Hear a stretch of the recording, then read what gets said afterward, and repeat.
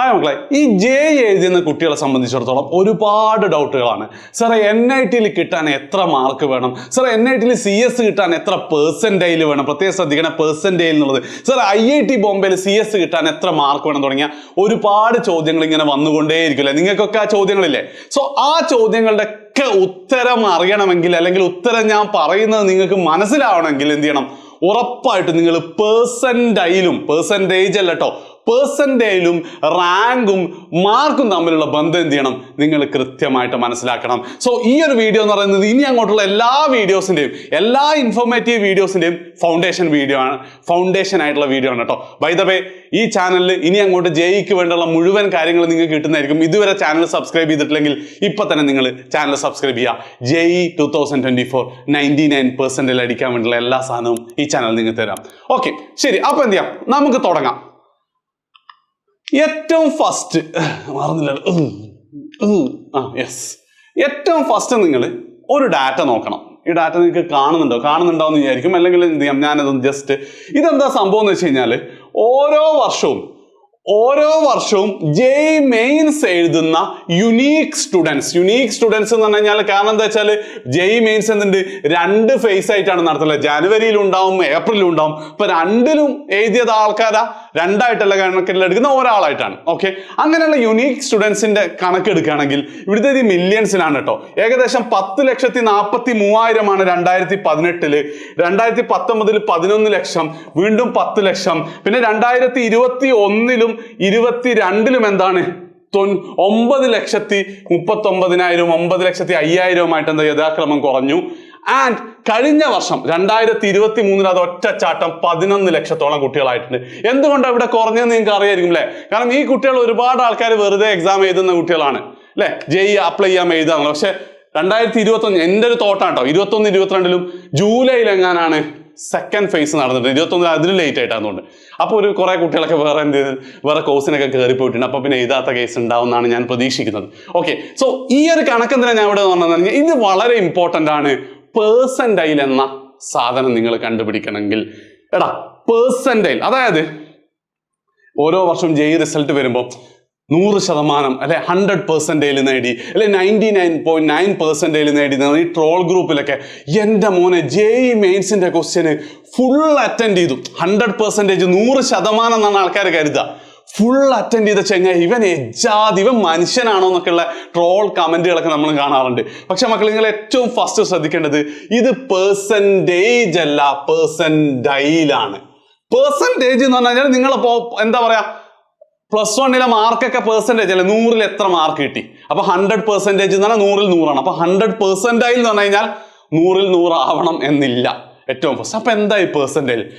Percentile എന്ന് പറഞ്ഞാൽ ഇപ്പോൾ ഒരു എക്സാമ്പിൾ ആണ്, നിങ്ങൾക്ക് 99% കിട്ടി. ഓക്കെ, 99% കിട്ടിക്കഴിഞ്ഞാല് നിങ്ങളുടെ അർത്ഥം എന്ന് പറഞ്ഞു കഴിഞ്ഞാല് നിങ്ങൾക്ക് 99% കിട്ടിയിട്ടുണ്ടെങ്കിൽ അതിന്റെ അർത്ഥം എന്താന്ന് പറഞ്ഞു കഴിഞ്ഞാൽ, അതായത് നിങ്ങളുടെ പുറകിൽ ആണ് 99% കുട്ടികൾ ഉള്ളത്, അല്ലെങ്കിൽ നിങ്ങൾ ടോപ്പ് 1%ലുള്ള ആളാണ് എന്നാണ് അതിന്റെ അർത്ഥം. അതായത് നിങ്ങൾ 99% കുട്ടികളെയും നിങ്ങൾ വെട്ടിച്ചിട്ടുണ്ട്. അതായത് JEE എഴുതിയ ഇപ്പൊ 2024 നിങ്ങൾക്ക് 99% എന്ന് പറഞ്ഞു കഴിഞ്ഞാൽ 2024 JEE എഴുതിയ കുട്ടികളിൽ 99% കുട്ടികളെ നിങ്ങൾ വെട്ടിച്ചിട്ടുണ്ട് എന്നാണ് അതിന്റെ അർത്ഥം. അതായത് 99% കുട്ടികളെക്കാൾ മുകളിലാണ് നിങ്ങളുടെ റാങ്ക്. ഇപ്പൊ ഒരു ജസ്റ്റ് ഒരു കാൽക്കുലേഷൻ, ഇപ്പൊ 10 ലക്ഷം ആൾക്കാരാണ് എന്ത് ചെയ്തിട്ടുള്ളത്, JEE 2024 എഴുതിയതെങ്കിൽ നിങ്ങൾ ടോപ്പ് 1% നിങ്ങളുടെ റാങ്ക് എത്ര ആയിരിക്കുന്നോ? 10 ലക്ഷത്തിന്റെ 10% എന്നാൽ 1 ലക്ഷമാണ്, 1% 10,000. അപ്പൊ നിങ്ങളുടെ റാങ്ക് എന്തായിരിക്കും? ഏകദേശം 10,000 വരും. അതാണ് ഈ പെർസെൻറ്റേജ് കൊണ്ട് ഉദ്ദേശിക്കുന്നത്. അപ്പൊ നിങ്ങൾക്ക് സ്വാഭാവികമായിട്ട് ഒരു സംശയമുണ്ട്, സാറേ അങ്ങനെയാണ് പിന്നെ ആദ്യം തന്നെ റാങ്കം കൊടുത്താൽ അവർ വെറുതെ ഇങ്ങനെ കൺഫ്യൂഷൻ ഉണ്ടായി. അതിന്റെ പ്രശ്നം എന്താ വെച്ച് കഴിഞ്ഞാൽ JEE എന്തുണ്ട്, 2 ഫേസ് ആയിട്ടാണ് നടക്കുന്നത്. ജനുവരിയിൽ ഒരു ഫേസ് ഉണ്ട്, ഏപ്രിലുണ്ട്. ആ ഓരോ ഫേസിലും എനിക്ക് തോന്നുന്നത് 12 സെഷൻസ് ഉണ്ടാവുന്നതാണ്. 6 ദിവസങ്ങളായിട്ട് മോർണിംഗും ഈവനിങ്ങും ആയിട്ട് എന്താണ് 12 സെഷൻസ് എന്ത് ചെയ്യാറുണ്ട്. ഇത് 12 24 സെഷൻസ് മൊത്തം JEE മെയിൻസ് നടക്കാറുണ്ട്. ആ 24 സെഷൻസിലെയും ക്വസ്റ്റ്യൻ പേപ്പർ ഡിഫറെന്റ് ആണ്. ചിലത് ഭയങ്കര ടഫ് ഉണ്ടാവും, ചിലത് എളുപ്പമുള്ള ക്വസ്റ്റ്യൻ പേപ്പർ ഒക്കെ ഉണ്ടാവും. അപ്പം ഈ പെർസെൻറ്റേജ് എന്ന് പറയുന്നത് നിങ്ങൾ എഴുതിയ നിങ്ങൾ എഴുതിയ സെഷന്റെ ഡിഫിക്കൽട്ടി കൂടെ എന്താണ് നോർമലൈസ് ചെയ്തിട്ടാണ് നിങ്ങൾക്ക് എന്ത് ചെയ്യാൻ പോകുന്നത്, ഈ ഒരു പെർസെന്റൈൽ നിങ്ങൾക്ക് കിട്ടാൻ പോകുന്നത്.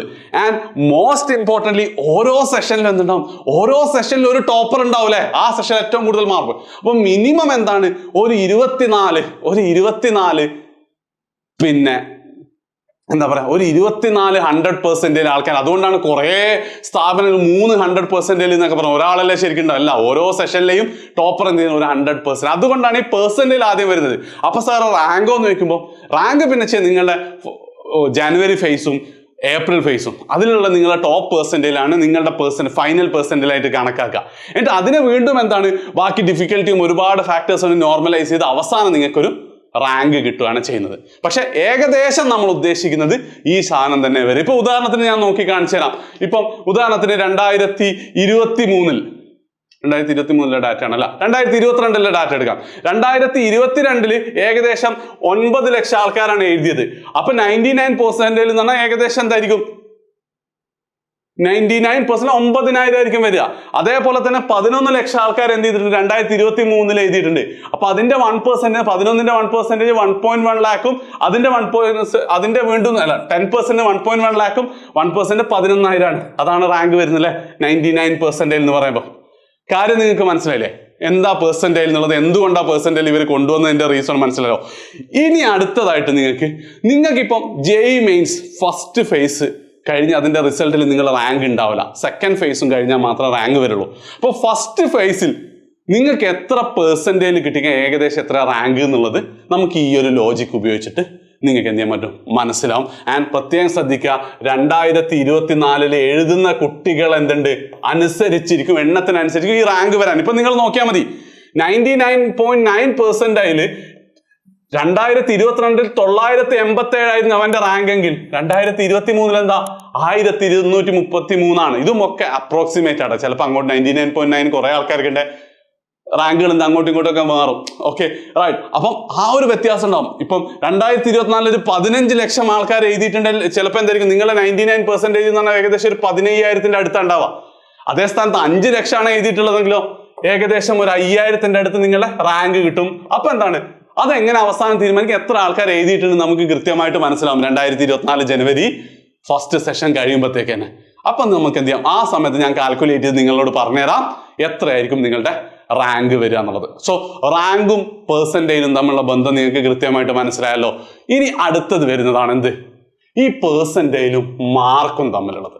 പ്രത്യേകം നിങ്ങൾ ശ്രദ്ധിക്കുക, ഈ പെർസെന്റേജും നിങ്ങൾക്ക് കിട്ടുന്ന മാർക്കും തമ്മിലുള്ള ഒരു ബന്ധം എന്തില്ല ഒഫീഷ്യലി ഒരു സ്ഥലത്തും ഉണ്ടാവില്ല. നമ്മൾ എന്താ ചെയ്യുന്നത്, ഇപ്പൊ കഴിഞ്ഞ വർഷം എജ്യൂപോർട്ടിൽ നിന്ന് പോയ കുട്ടികൾ അവർക്ക് കിട്ടിയ പെർസെന്റേജിൽ നിങ്ങൾക്ക് എത്ര മാർക്ക് കിട്ടി അത് തന്നെ ചിലപ്പോൾ അവരോട് തെറ്റിപ്പോവുകയൊക്കെ ചെയ്യും. എന്നാലും എന്താണ് ഒരു ഏകദേശ കണക്കൊക്കെ എടുക്കും. പിന്നെ ഓൾ ഇന്ത്യ ലെവലിലുള്ള പല സ്ഥാപനങ്ങൾ അങ്ങോട്ടും ഇങ്ങോട്ടും അവരുടെ കുട്ടികളുടെ എണ്ണൊക്കെ എടുക്കും. അങ്ങനെയാണ് ഒരു പെർസെന്റേജും പെർസെന്റൈലും മാർക്കും തമ്മിലുള്ള ബന്ധം നിങ്ങൾ കിട്ടുന്നത്. ആൻഡ് ഇത് വളരെ വളരെ ഇൻട്രസ്റ്റിംഗ് ആണ്. അതായത് ഞാൻ എന്ത് ചെയ്യും, ഇത് വെച്ച് തന്നെ വേറെ വീഡിയോ ചെയ്യുന്നുണ്ട് കേട്ടോ. അതായത് ജാനുവരി സെഷനിൽ എഴുതുന്നതാണോ ഏപ്രിൽ സെഷനിൽ എഴുതാണോ നല്ലതെന്നൊക്കെ പറഞ്ഞ് ഞാൻ എഴുതുന്നുണ്ടെങ്കിലും ഇത് എന്ത് ചെയ്യണം, നിങ്ങൾ ഇപ്പോൾ ഒന്ന് വീഡിയോ പോസ്റ്റ് ചെയ്തിട്ട് ഒന്ന് ഇതിലൂടെ ഒന്ന് ഓടിച്ചു പോകണം. ഓക്കെ, അതിൽ ഏറ്റവും ഇമ്പോർട്ടൻ്റ് ആയിട്ട് നിങ്ങൾ മനസ്സിലാക്കേണ്ടത് എന്താണെന്ന് വെച്ച് കഴിഞ്ഞാൽ ഒരു സെഷൻ ജനുവരി സെഷനിൽ ജനുവരി ഫേസിൽ എല്ലാ സെഷനിലുള്ള ആൾക്കാർക്ക് ഇപ്പം എന്താണ് ജനുവരി നിങ്ങൾ 15-നല്ലേ എക്സാം സ്റ്റാർട്ട് ചെയ്യുന്നത്, ജനുവരി 15 രാവിലെ എഴുതിയ ആൾക്ക് 100 മാർക്ക് കിട്ടി. ജനുവരി 20 ഉച്ചയ്ക്ക് ചെയ്താൾക്ക് 100 മാർക്ക് കിട്ടി. അവർക്ക് രണ്ടാൾക്ക് എന്തായിരിക്കില്ല, ഒരേ പെർസെന്റൈലായിരിക്കൂല. നിങ്ങൾ എഴുതുന്ന എക്സാമിന്റെ ഡിഫിക്കൽട്ടിക്ക് അനുസരിച്ചാണ് എന്ത് ചെയ്യുക, പെർസെന്റേജ് മാറും.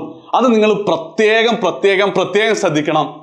കാരണം എന്താണെന്ന് വെച്ച് കഴിഞ്ഞാൽ ചിലപ്പോൾ ഒരു ഇതുണ്ട്, ഒരു ധാരണ ഉണ്ട്, എന്ത് 90% കിട്ടണമെങ്കിൽ ഒരു 100 മാർക്കെങ്കിലും വേണമെന്നുള്ളത്. അപ്പം നമ്മൾ കഷ്ടകാലത്തിന് ഭയങ്കര ടഫ് എക്സാമാണ് നമുക്ക് വന്നത്. അപ്പൊ നമ്മൾ എങ്ങനെ നോക്കുമ്പോൾ ഒരു 75-80 മാർക്കിനെ എഴുതാൻ പറ്റുള്ളൂ. അപ്പൊ ഇനിയിപ്പോ എന്താ 90% കുറെ കറക്കി കുത്താം എന്ന് നിങ്ങൾ കരുതരുത്. കാരണം ഞാൻ പറഞ്ഞത് അതായത് കഴിഞ്ഞ വർഷത്തെ നമ്മൾ ക്വസ്റ്റ്യൻ പേപ്പർ അനാലിസിസ് ചെയ്തപ്പം ഏറ്റവും എളുപ്പമുള്ള സെഷൻ വന്നത് ജാനുവരി 31 ഫസ്റ്റ് സെഷനാണ്. ഓക്കെ, ഏറ്റവും ഡിഫിക്കൽട്ടി എന്ന് പറയുന്നത് തൊട്ട പിറ്റേ ദിവസം ഫെബ്രുവരി 1 സെക്കൻഡ് സെഷനാണ് 2023 JEE മെയിൻസിന് എല്ലാവരും ഏറ്റവും ഡിഫിക്കൽട്ടി. ആൻഡ് ആ സെഷനിൽ എന്ത് വന്നിട്ടുണ്ട്, പെർസെന്റേജിന്റെ മാർക്ക് വ്യത്യാസം എത്രത്തോളം എന്ന് പറഞ്ഞു കഴിഞ്ഞാൽ 90% കിട്ടണമെങ്കിൽ എന്താണ് ഡിഫിക്കൽട്ട് സെഷനിൽ ആകെ 74 മാർക്ക്. എനിക്ക് തന്നെ അത്ഭുതമായി പോയി. ആൻഡ് സോറി ഈസി സെഷനിൽ നേരെ തിരിച്ചു കേട്ടോ, നേരെ തിരിച്ച്. ഇത് ഡിഫിക്കൽട്ടും ഇത് ഈസിയാണ് കേട്ടോ. ഓക്കെ, ഇത് ഡിഫിക്കൽട്ടും ഇത് ഈസിയാണ്. അതായത് ഏറ്റവും ഡിഫിക്കൽട്ട് സെഷനിൽ എന്താ 74 മാർക്ക് മതിയായിരുന്നു.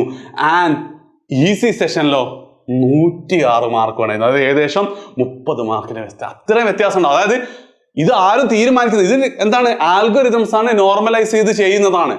ആ പരീക്ഷയ്ക്ക് മൊത്തം എഴുതിയ കുട്ടികൾ എല്ലാവർക്കും മാർക്ക് പോയി, എല്ലാവർക്കും മാർക്ക് കുറവ്. അപ്പൊ തന്നെ എന്താ ടോപ്പിന് ഇത്ര മാർക്കാക്കാന്നുള്ളതാണ്. അപ്പം ഇത് നിങ്ങളൊന്ന് നോക്കാം. നിങ്ങൾക്ക് JEE മെയിൻസ് നിങ്ങൾ ജനറൽ കോട്ടയാണെങ്കിൽ നിങ്ങൾക്ക് ഓൾമോസ്റ്റ് 90% വേണം ക്വാളിഫൈ ചെയ്യാൻ. കുട്ടികളുടെ എണ്ണത്തിനൊക്കെ അനുസരിച്ച് കേട്ടോ, കുറച്ച് താഴെ അങ്ങോട്ടും ഇങ്ങോട്ടൊക്കെ. അതേ സ്ഥാനത്ത് നിങ്ങൾക്കൊരു 99% എബോവ് ഉണ്ടെങ്കിൽ നിങ്ങൾക്ക് ഇഷ്ടമുള്ള NIT-യിൽ ഇഷ്ടമുള്ള ബ്രാഞ്ച് കിട്ടും. ഏത് NIT-യിലും കമ്പ്യൂട്ടർ സയൻസ്. അപ്പൊ അതിന് നിങ്ങൾക്ക് വേണ്ടത്, നിങ്ങൾ എഴുതുന്നത് ഒരു ഡിഫിക്കൽട്ട് ആയിട്ടുള്ള എക്സാം ആണെങ്കിൽ 2023 155 മാർക്കും, ഈസി ആയിരുന്നെങ്കിൽ 180. ഇതിന്റെ ഒരു ആവറേജ് ഒക്കെ സാധാരണ ആൾക്കാർ എടുക്കാൻ, പക്ഷെ അതിലൊന്നും വലിയ കാര്യമില്ല. അതായത് ഒരു അറൌണ്ട് 160 മാർക്ക് ഉണ്ടെങ്കിൽ നിങ്ങൾക്ക് എന്താ ഏത് NIT-യിൽ 300 ഔട്ട് ഓഫ് 300 പകുതി മാർക്ക് ഉണ്ടെങ്കിൽ 160 അഥവാ 50% എബോവ് ഉണ്ടെങ്കിൽ നിങ്ങൾക്ക് ഇഷ്ടമുള്ള NIT-യിൽ സീറ്റ് കിട്ടും.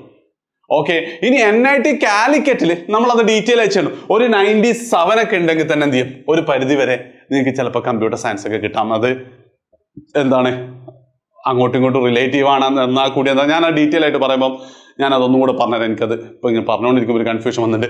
അപ്പം ഇതിന് വേണ്ട മാർക്ക് 124 to 180.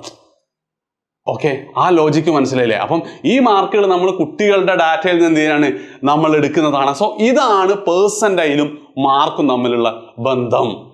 അപ്പൊ നിങ്ങൾ പരീക്ഷ എഴുതി കഴിഞ്ഞാൽ ഏറ്റവും ഫസ്റ്റ് നിങ്ങൾക്ക് കീ നോക്കി നിങ്ങൾക്ക് മാർക്ക് കിട്ടും. ആ മാർക്ക് കിട്ടുമ്പോൾ ഏകദേശം എത്ര പെർസെന്റേജിൽ എന്നുള്ള ഈ ഒരു ഡാറ്റ വെച്ച് നോക്കാം. ആ പെർസെന്റേജിൽ കിട്ടിക്കഴിഞ്ഞാൽ ഏകദേശം എത്രയായിരിക്കും നിങ്ങളുടെ റാങ്ക്. ഇതൊക്കെ ഏകദേശമാണ്. ഓക്കെ, സോ ഇത് നിങ്ങൾ എന്ത് ചെയ്യുക, ഈ ചാർട്ട് ജസ്റ്റ് അവിടെ നോക്കി വെക്കാം. ഇനി നമ്മൾ എന്ത് ചെയ്യും, അടുത്ത വീഡിയോയിൽ NIT കാലിക്കറ്റിൽ ഓരോ ബ്രാഞ്ച് കിട്ടാനും എത്ര മാർക്ക് വേണം, എത്ര പെർസെന്റേജ് വേണം എന്നുള്ള വീഡിയോ വരും. അതായത് IIT-കളിൽ കിട്ടാൻ എത്ര മാർക്ക് വേണം തുടങ്ങിയ എല്ലാ സാധനങ്ങളും എന്ത് തരും, നമ്മൾ നിങ്ങൾക്ക് തരുന്നതായിരിക്കും. ചാനൽ ഇതുവരെ സബ്സ്ക്രൈബ് ചെയ്യില്ല, ചാനൽ സബ്സ്ക്രൈബ് ചെയ്യുക, എല്ലാ ഫ്രണ്ട്സിനും ഷെയർ ചെയ്യാൻ ചെയ്യാം. സോ